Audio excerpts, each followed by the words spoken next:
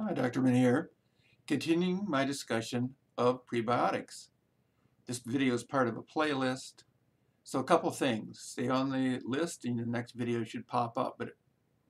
And I try to keep this video evergreen or make it evergreen. So I may have some changes or updates or additional information in the description, so always look in the description for new information.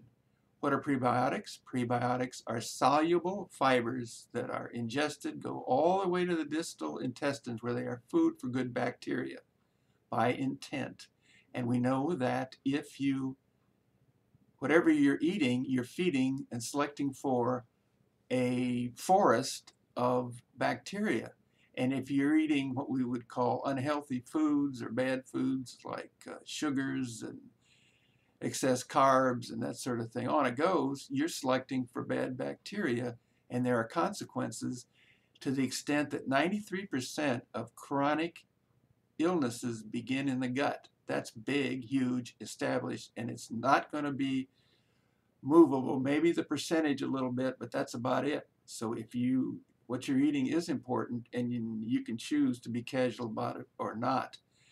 So in the description, I have the prebiotics I take, but I recommend you take your prebiotics every day, first food, because I find that even though I'm eating healthy with leafy greens, this and that, low carbs, intermittent fasting, I tend to have the mindset, well, I'm eating healthy, let the prebiotics come and go. No, I'm specifically targeting my healthy gut bacteria with prebiotics, and I have the link to the prebiotic I'm currently using in the description. So let's talk about the sugar substitute Splenda. You may be taking it to lose weight, you may be taking it to avoid sugar, but did you know, I'm going to make one statement, which is really the takeaway if you're already on a prebiotic diet.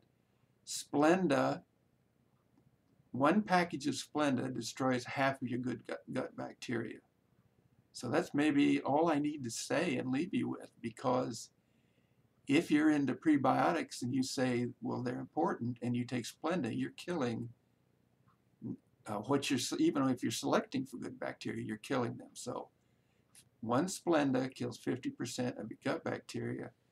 In other words, you select for bad bacteria and the consequences thereof, all the metabolic syndrome, pre-diabetes, sugar problems.